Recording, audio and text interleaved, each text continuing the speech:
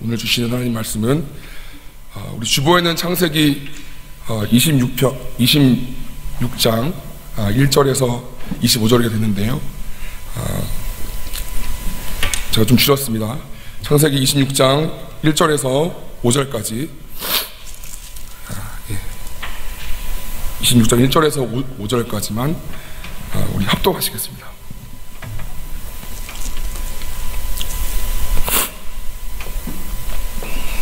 구약 35쪽입니다. 창세기 26장 1절에서 5절까지만 보겠습니다. 우리 비대면으로 예배를 드리시는 모든 분들도 경건한 마음으로 성경책을 펴서 하나님 말씀을 대면하시기 바랍니다. 시작. 아브라함 때에 첫 흉년이 들었더니 그 땅에 또 흉년이 들매 이삭이 그랄로 가서 블레셋 왕 아비멜렉에게 이르렀더니 여호와께서 이삭에게 나타나 이르시되 애굽으로 내려가지 말고 내가 네게 지시하는 땅에 거주하라. 이 땅에 거류하면 내가 너와 함께 있어 내게 복을 주고 내가 이 모든 땅을 너와 내 자손에게 주리라. 내가 내 아버지 아브라함에게 맹세한 것을 이루어 내 자손을 하늘의 별과 같이 번성하게 하며 이 모든 땅을 내 자손에게 주리니 내 자손으로 말미암아 천하 만민이 복을 받으리라.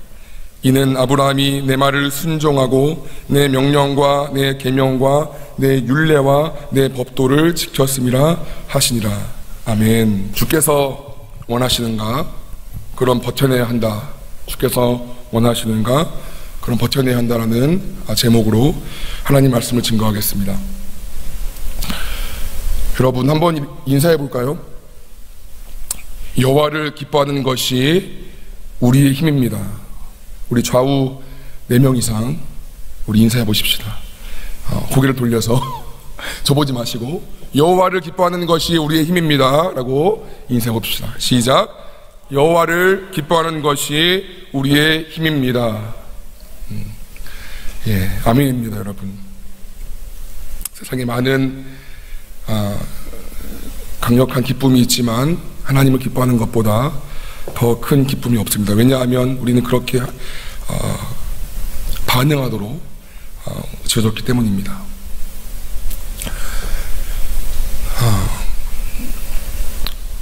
드디어 아브라함이 100세에 이삭을 낳았습니다.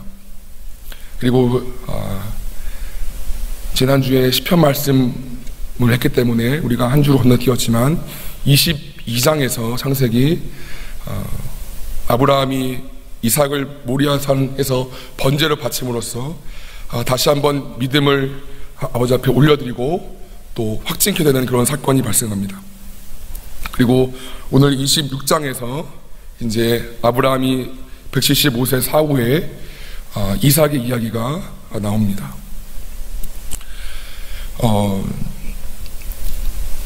창세기 12장부터 바벨론 사건이 11장이지요. 그 다음 장인 12장에 하나님이 아브라함을 부르시지요. 그 바벨 문명에서 부르셔서 나오는 12장부터 마지막 50장까지 38장의 긴 이야기는 4명에 관한 이야기입니다. 아브라함, 그 다음에 이삭, 야곱, 요셉. 우리가 4명의 족장이라고 알고 있지만 사실은 3명의 족장과 1명의 족장 아닌 사람입니다. 무슨 말이냐면 아브라함과 2대 이삭과 3대 야곱은 족장이지요. 하지만 요셉에게는 장자권이 없었고 사실은 12아들 중에 1명에 불과합니다. 그리고 가나안 땅에서의 그 족장은 3명이고 야곱이 식구들을 이끌고 내려가는 그 장면이 마지막이기 때문에 엄밀히 얘기하면 3명의 족장과 1명의 요셉 이야기가 되겠습니다. 창세기 12장부터 50장까지는 이런 긴 4명의 그런 이야기이기 때문에 창세기는 곧 하나님이 세상을 창조하신 이야기인 동시에 이 4명의 족장 이야기라고 해도 과언이 아니겠습니다. 제가 하나 질문 드리겠습니다. 여러분, 우리가 많이 들었던 아브라함, 이삭, 야곱, 요셉 중에서 여러분이 딱 이 4명의 이야기를 4명의 인물의 이름을 들으면 누가 가장 먼저 떠오르시는지요? 어떤 사람의 일화가 가장 떠오르는지요? 나는 아브라함이 떠오른다. 나는 이삭이 떠오른다. 이삭 한 명. 네. 나는 야곱이 떠오른다. 네, 좀 많이 계시네요. 나는 요셉이 떠오른다. 네. 다 드신 줄로 믿습니다. 분량의 그 분배를 보면 다른 3명은 10장 이상을 갖고 있는데 유독 3장만 갖고 있는 인물이 있습니다. 그게 오늘 보는 이삭입니다. 오히려 족장이 아닌 요셉이 더 분량이 적어야 될 것 같고, 오히려 더 이렇게 할애된 그런 지면이 좀 적어야 할 것 같은데, 오히려 이삭이 단 3장밖에 할애되지 않고 있습니다. 때문에 우리가 4명 중에 인물을 떠올릴 때 가장 어떤 사건일까라고 하면서 늦게 떠오를 수 있는 인물이, 그리고 쉽게 지나칠 수 있는 인물이 이삭인 것입니다. 물론 아브라함이 이삭을 바치는 사건, 그리고 야곱과 에서를 축복하는 그 파축 사건이 있지만, 그것은 엄밀히 보면 아브라함의 사건인 동시에 또 아들의 사건이지 이삭 개인의 사건은 아닌 것입니다. 하지만 그 주목하여 볼 것은 25, 26, 27장 이 3장이 아브라함 이삭에 관한 이야기인데, 오늘 보는 26장이 순전히 이삭에 관해서만 나오는 유일한 장입니다. 순전히 이 한 장의 이삭만 주인공인 장이 오늘 26장이 되겠습니다. 우리가 많이 이삭에 대해서 지나치는데요. 왜냐하면 좀 어떤 다른 인물들에 비해서 어떤 뭐 팔리고 뭐 이렇게 막 이런 그런 스펙타클한 사건이 있잖아요. 그런 게 별로 없어요. 그냥 무난해요. 무난한 사건이에요. 무난한 인생이에요. 때문에 이렇게 잘 주목되지 않는 비교적 그런 인물입니다. 하지만 그렇다고 중요한 인물이 아닌 것이 아닌 것이고, 아브라함이 믿음의 1세대로서 믿는 자의 모델하우스, 믿는 자의 조상이고 믿는 자의 표본이었다면, 2대인 이삭은 3대인 야곱을 잇는 첫 번째 장자로서 믿음의 후손이 열려야 다음이 열리게 되는 굉장히 중요한 역할을 하고 있는 것입니다. 저는 오늘 본문을 통하여 사실은 25절까지 다 읽고 다 이걸 좀 풀이하고 싶었는데요, 이따가 6분짜리 영상도 좀 볼 것이 있고 해서 좀 줄였습니다. 아마 다 얘기를 죄송합니다. 못할 것 같은데요, 최대한 시간 내에 이렇게 해보겠습니다. 우리 다 같이 한번 26장 1절을 보겠습니다. 다 같이요. 시작. 아브라함 때에 첫 흉년이 들었더니 그 땅에 또 흉년이 들매 이삭이 그랄로 가서 블레셋 왕 아비멜렉에게 이르렀더니. 이삭 이야기를 지금 하고 있는데요, 오늘 본문은 첫 번째로 이삭 때에 있었던 흉년 사건을 지금 말하고 있습니다. 그런데 특이한 점은 그냥 이삭의 흉년이라고 하면 될 텐데, 굳이 아브라함 때에 아브라함이 75세 때에 12장에서 들어왔을 때 그 들어온 사건 다음에 기근이 들었지요. 75세 때 흉년이 들었고, 지금은 아브라함 175세 그 사후 이후의 사건이니까 거의 100여 년 이상의 그런 간격이 있습니다. 근데 그 옛날 사건을 들어서 굳이 아브라함을 끌어와서 아브라함 때라고 이제 이야기를 시작하고 있고요. 그 흉년 사건을 아브라함 흉년과 지금 빗대놓고 있습니다. 이것은 저자가 의도가 있는 것이죠. 왜냐하면 아브라함이 그 창세기 12장에서 기근이 가나안 땅에 발생해서 애굽으로 내려갔던 그 기근 처리 방식과 오늘 본문과 연관되어 있기 때문입니다. 가나안 땅에 기근이 들었지만 애굽 땅에는 사실은 나일강이라는 굉장히 풍부한 그런 물이 있었고요. 엠파이어, 큰 제국이었기 때문에 그런 도시 인프라도 훌륭했습니다. 때문에 당연히 기근이 가나안 땅이라 할지라도 하나님 약속 땅이라서 아브라함이 왔는데, 하나님이 가나안에서 갔는데, 여기가 하나님 약속 땅인데 왔는데 바로 그 다음 단락이 큰 기근이 든 장면입니다.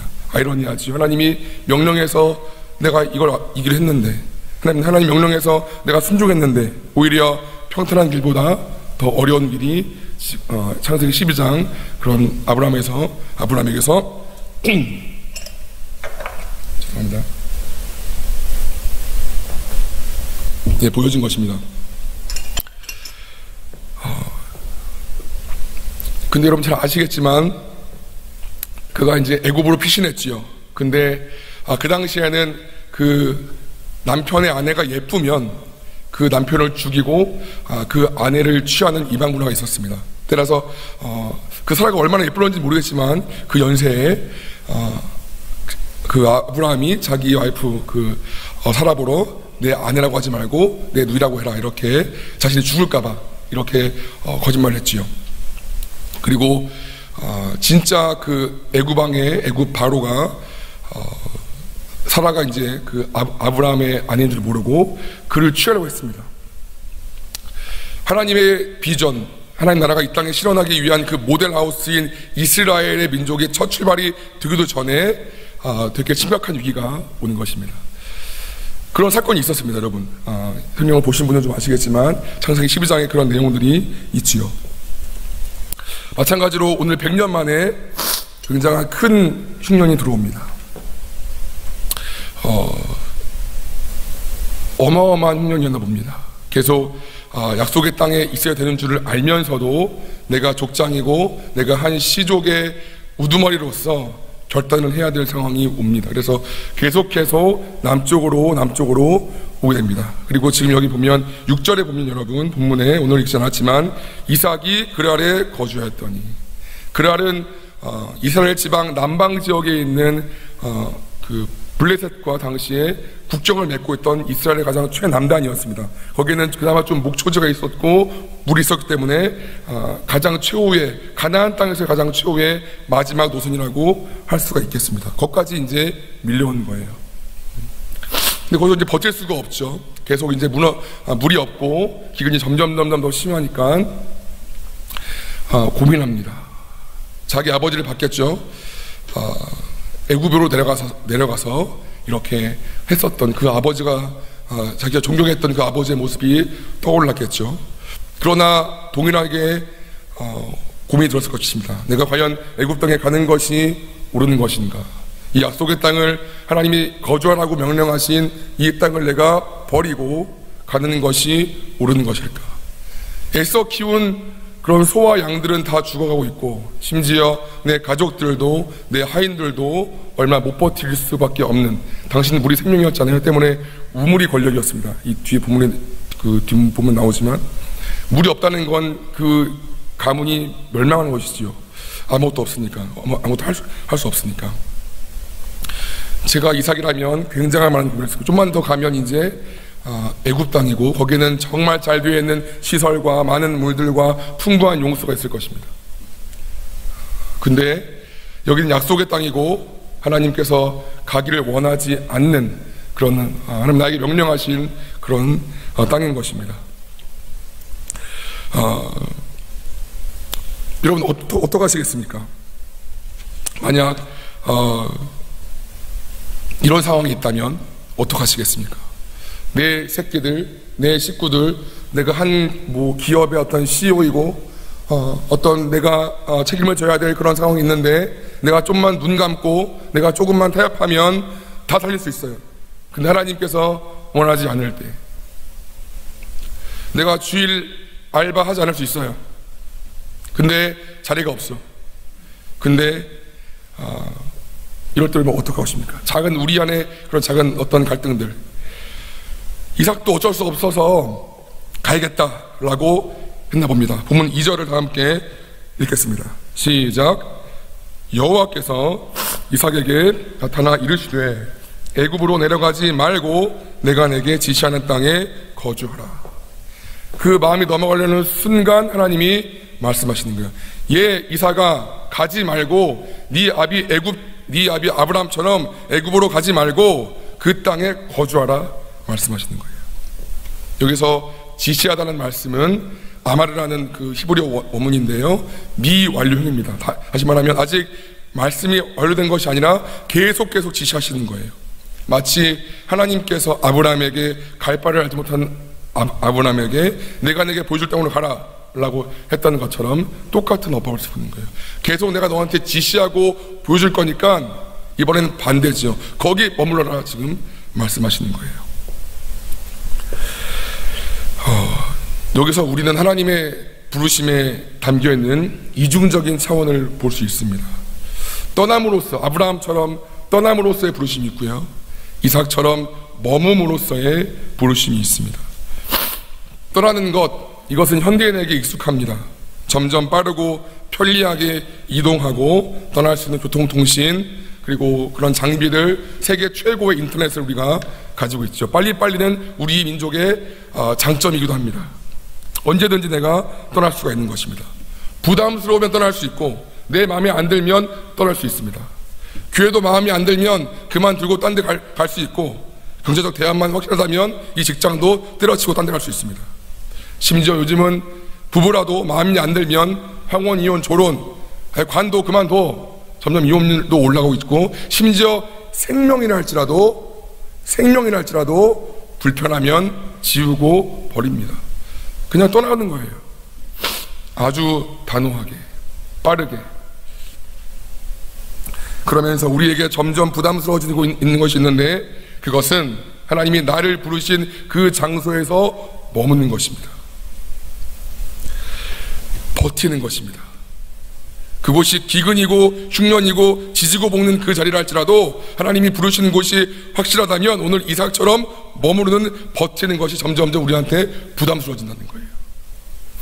이것을 성경은 교리적으로는 버팀의 영성이라고 부릅니다. 하나님은 종종 우리를 떠나가라고도 아브라함처럼 말씀하시지만, 그에 못지않게 우리를 부르신 그곳에서 버티라고도 말씀하십니다. 하나님 왜 이렇게 변덕쟁이일까요? 왜 그럴까요? 여러분 아시겠지만 아브라함처럼 새로운 부르심을 향해서 출발을 명령하는 건 내게 익숙한 것, 내가 하나님 외에 쥐었던 잘못된 안정된 그런 거짓 안정감을 버리고 다시금 하나님만을 의지하기 위한 새 출발이지요. 하나님 없이 마치 아브라함이 갈 때 우리에서 네 고향과 친척과 아버지의 인맥과 그 사회망을 이용해서 내가 뭔가 해보려고 했던 그 모든 우상들을 내려놓는 것처럼 나의 잘못된 안정감을 내려놓고 떠난 것이지요. 다시금 나를 바라보라는 출발의 명령이지요. 그런데 여러분, 이 부르심 후에는 우리로 부르신 그곳을 떠나지 말고 내가 그 약속의 땅에 거주했다면 그 한계 시점에서 꿋꿋하게 버티는 것이 필요합니다. 전 이걸 좀 바꿔서 뚝심의 영성이라고 부르셨습니다. 뚝심, 영적 뚝심. 내가 약속의 땅에 있다면, 하나님의 부르심이 와서 내 믿음의 1세대에서 내가 섰다면, 우리 믿음의 1세대 있잖아요. 우리 67년 된 이 영주교회 믿음의 어른들 계시잖아요. 그래서 이 약속의 땅에 왔잖아요. 그렇다고 이 교회가 만약에 어렵다고, 이 교회가 힘들다고 떠납니까? 하나님 뜻이 아님에도, 예를 들어서 그렇지 않다는 거죠. 하나님은 우리의 정주, 뿌리 내림을 통해서 그곳에 머물러 있는 나를 통해서 하나님의 역사를 이루어가고 싶어 하시기 때문입니다. 여러분이 머물러야 될 약속의 땅은 무엇입니까? 온통 흉년 같고 가뭄같이 숨이 칵칵 막히는 그 힘든 상황에 그 약속의 땅은 어디입니까? 그럼에도 주님이 부르시는 것을 내가 알기 때문에 지금 갈등하는 그 관계와 그 자리와 그 약속의 땅은 무엇입니까? 죄송합니다. 하나님께서 머무르시라고 지시하시는 약속의 땅이 아주 시설 좋고 다 시스템 잘 돼 있는 내 옆에 그런 큰 교회가 아닌 것이고, 오히려 눅눅하고 오히려 사람도 없는, 성도도 없는 그런 개척교회일 수 있습니다. 업무 좋고 업무 환경 좋고 연봉 많이 주는 그런 기업이 아니라 오히려 그 반대의 직장이 나의 부르심 약속의 땅일 수도 있습니다. 왜 저를 글로 부르세요? 저를 고생시키기 위해서? 그건 몰라요. 그곳에 있는 하나님의 역사가 어떻게 될지는 모르는 거예요. 나를 글로 부르시고 있다는 거죠. 뭐 그곳에 어떤 영혼을 구하기 위한 것일 수도 있고, 그건 모르겠습니다. 어쨌든, 또는 외모나 학벌, 어떤 경제적 능력, 집안 배경 등 다 갖추어진 배우자가 아니라 볼 거라고는 예수 믿는 그 믿음 하나 있는 그 청년, 그 배우자가 나의 약속의 땅일 수도 있습니다. 여러분 어떻게 하시겠어요? 두 사람이 있을 때, 자명한 형제건 두 사람이 있을 때, 이 사람 다 있어. 돈도 있고 백도 있고 학벌도 있고 다 있어. 어떤 뭐 출신이고 막 그래요. 근데 이 사람은 정말 믿음이 신실해. 정말 충성스러워. 근데 아무것도 없어. 어떤 상처를 보면 두 사람들 다 괜찮은 것 같아요. 여러분, 누구를 기도하시면서 하나님, 제가 누구랑 만나야 할까? 물론 꼭 이쪽이 아닐 수도 있습니다. 근데 만약에 하나님이 이쪽이라고 했을 때 여러분 어떻게 반응하시겠습니까? 지금 당장 독립하고 싶은 마음이 간절한데 맨날 지지고 볶고 싸우는 내 지긋지긋한 우리 집안이 내 약속을 당할 수도 있다는 것입니다. 다 같이 본문 3절과 4절을 읽겠습니다. 시작. 이 땅에 거류하면 내가 너와 함께 있어 내게 복을 주고 내가 이 모든 땅을 너와 내 자손에게 주리라. 내가 내 아버지 아브라함에게 맹세한 것을 이루어 내 자손을 하늘의 별과 같이 번성하게 하며 이 모든 땅을 내 자손에게 주리니 내 자손이로 말미암아 천하 만민이 복을 얻으리라. 여러분, 3절과 4절을 보시면 많이 들어본 말씀 같지 않으세요? 우리 아브라함 할 때 내가 너에게 복을 줄 거야. 내가 너 이름을 창대하게 할 거야. 너는 복이 될 거야.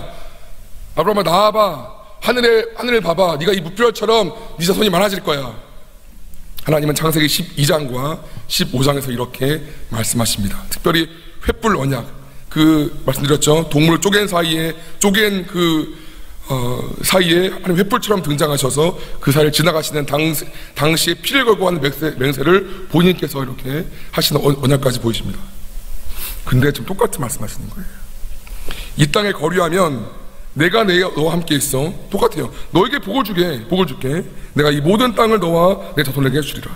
내가 내 아버지 아브라함에게 맹세한 것을 이루어.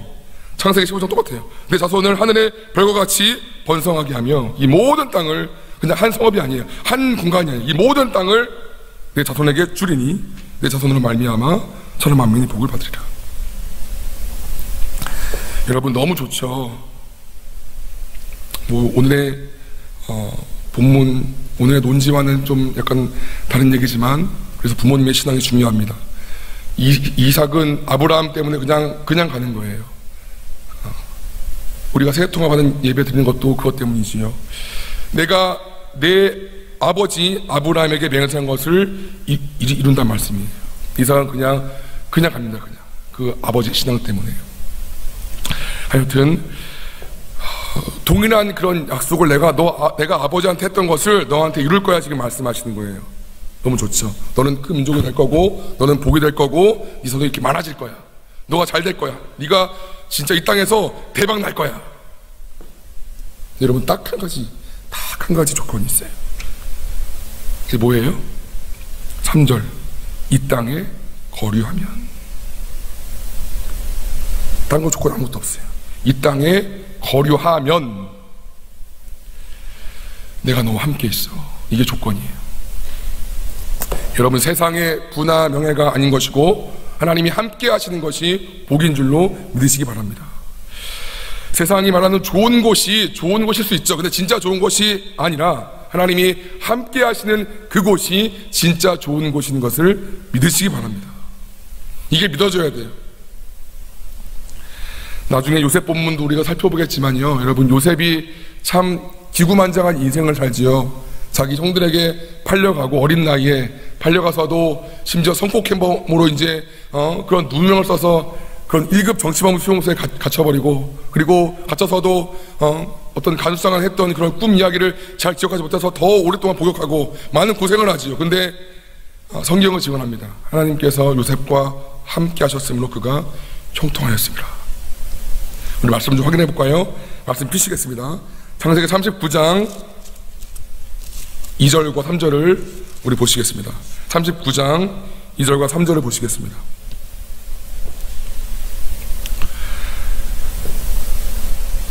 여호와께서 요셉과 함께 하심으로 그가 형통한 자가 되어 그의 주인 애굽 사람의 집에 있으니 그의 주인이 여호와께서 그와 함께 하심을 보며 또 여호와께서 그의 범사에 형통하게 하심을 보았더라. 심지어 이방인이었던 그런 보디발 장군도 이 사람이 이 친구에게 하나님이 함께 하시네, 이게 보였다는 거예요. 말씀 한 구절 더 보겠습니다. 39절, 21절과 23절을 우리 합독해서 읽겠습니다. 21절 다 같이 보시겠습니다. 시작. 여호와께서 요셉과 함께 하시고 그에게 인자를 더하사 간수장에게 은혜를 받게 하시며, 그 다음에 23절이요. 간수장은 그의 손에 맡긴 것을 무엇이든지 살펴보지 아니하였으니 이는 여호와께서 요셉과 함께 하심이라. 여호와께서 그를 범사에 형통하게 하셨더라. 아멘. 요셉이 참 기구한 운명인데요, 이 친구가 진짜 가는 곳마다 잘 되는 거예요. 가는 곳마다 잘 되는 거예요, 어떻게 보면. 단 하나 이유, 여호와께서 함께 하셨으므로 형통케 돼요. 네가 이 땅에 거류하면 내가 너와 함께 있어.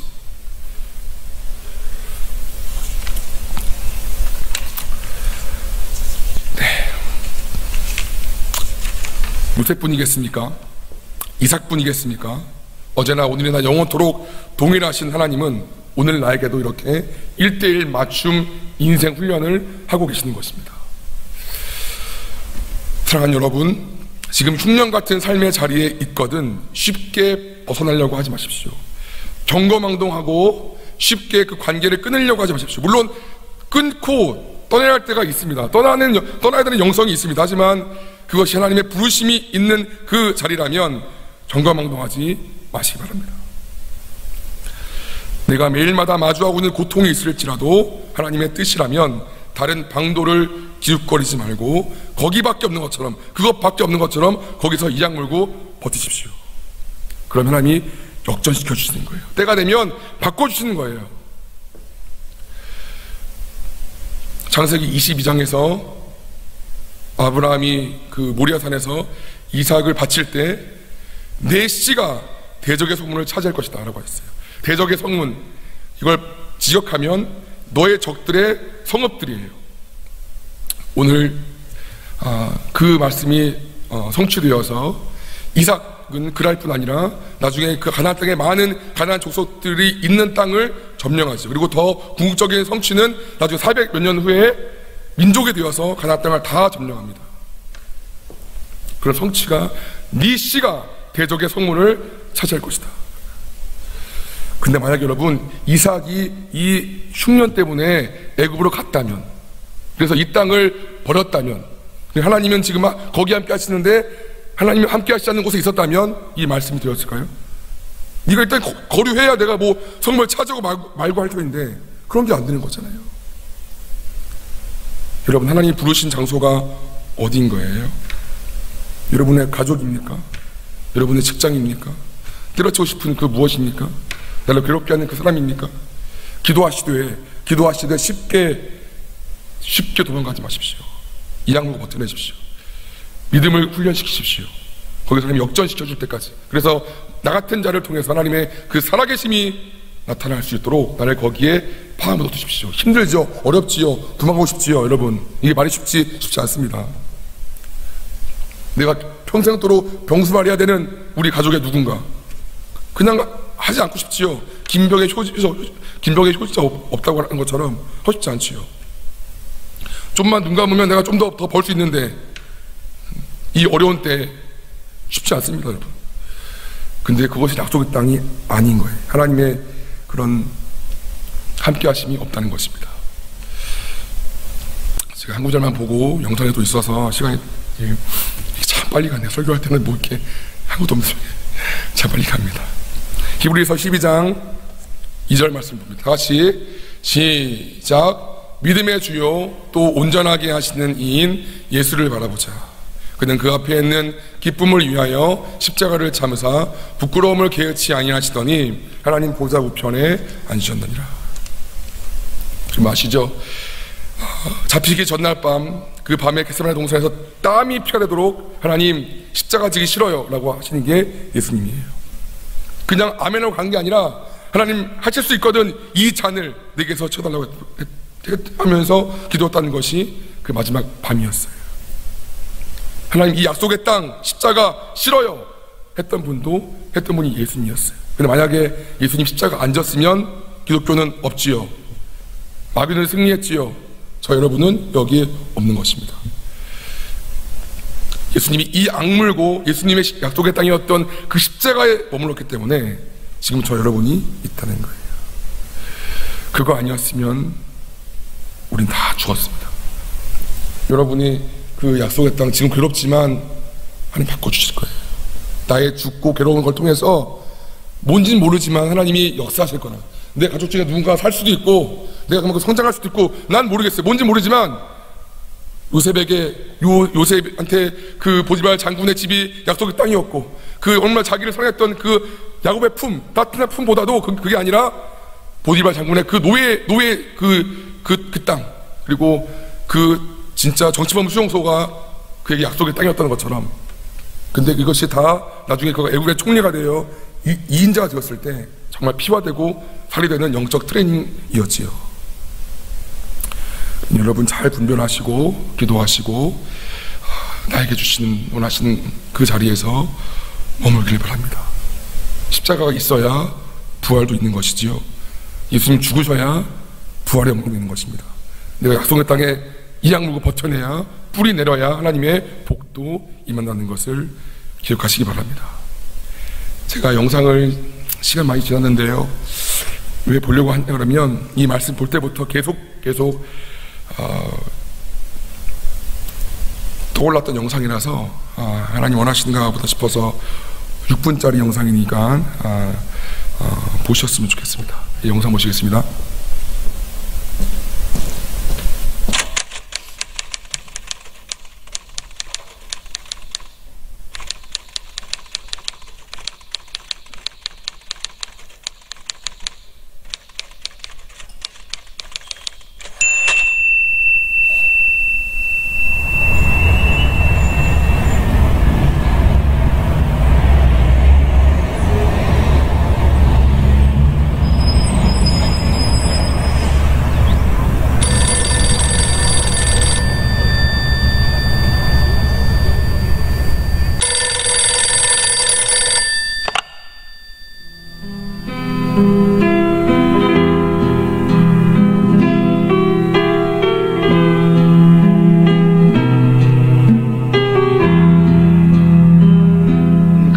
전화를 이제 동네 전화를 해가지고 그때는 이제 핸드폰이 없었을 때니까 저 연락을 해놓고는 북한에 그 성도들이 있다는 그분들 나오라고 그래서 점심을 같이 할 수 있도록 어레인지를 했습니다. 도착을 했습니다. 그리고 4명의 어른들이 나왔습니다.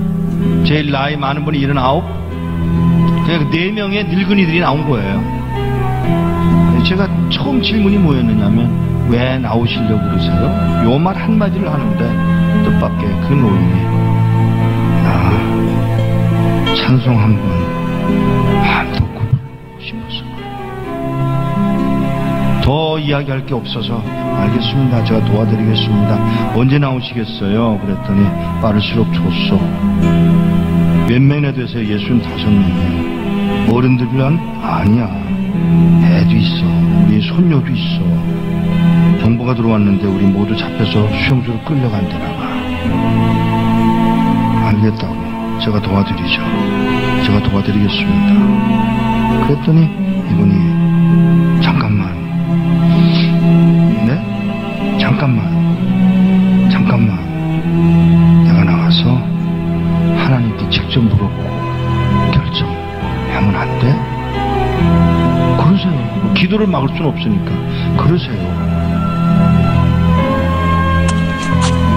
조벅조벅 걸어 나가신 분이 한 10분 만에 돌아오시는데 땅을 질질 끌고 들어오시더라고요.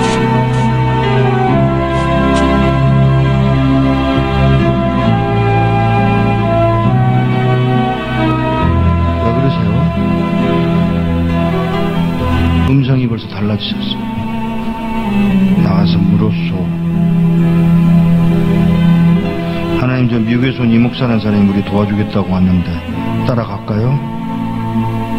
그랬더니 하시는 말씀, 내가 능력이 없어서 너희들을 북한 땅에 남겨둔 줄 아냐?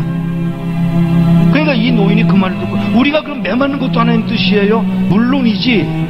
아니 하나님, 우리 굶는 것도 하나님 뜻이에요? 물론이지. 우리 잡혀서 수용소로 끌려간다고 해서 그러는 거 아니에요? 하나님 몰라서 묻냐? 말 한마디로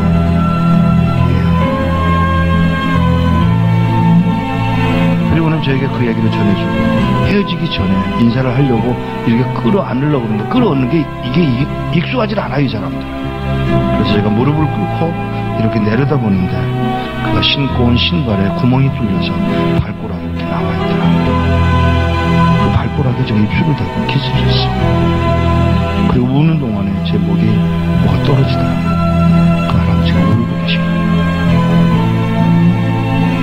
일어나서 인사를 다시 하고 떠나면서 안녕히 계세요. 그랬더니 무슨 인사가 그러냐. 죄송합니다. 왜요? 천국에서 만나자 그래라. 예, 천국에서 뵙겠습니다. 그 말 한마디를 하고 떠나서 나오는데 몇 걸음 떠나갔는데 뒤에서 그의 음성이 들려옵니다. 누가 우리를 그리스도의 사랑에서 끊으리요.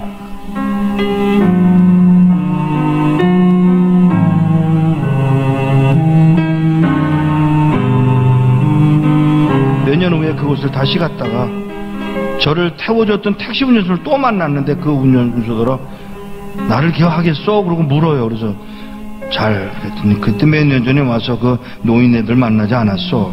아, 예. 그 말을 하면서 운전수가 눈물을 흘리고 울고 있었습니다. 끌려가서 6명의 젊은이가 안 끌려가겠다고 덤비다가 6명은 매 맞아서 머리통이 깨서 죽고 쉬운 9명 4, 5년 동안에 수용소 가서 병들고 굶고 매 맞아서 죽었답니다. 한 명도 안 남고. 이런 믿음을 지킨 사람들, 찬송 한번 마음 놓고 불러보고 싶다던 그 사람들을 우리는 과연 어떻게 해드려야 되는 것입니까? 우리는 뭘 할 수 있을까?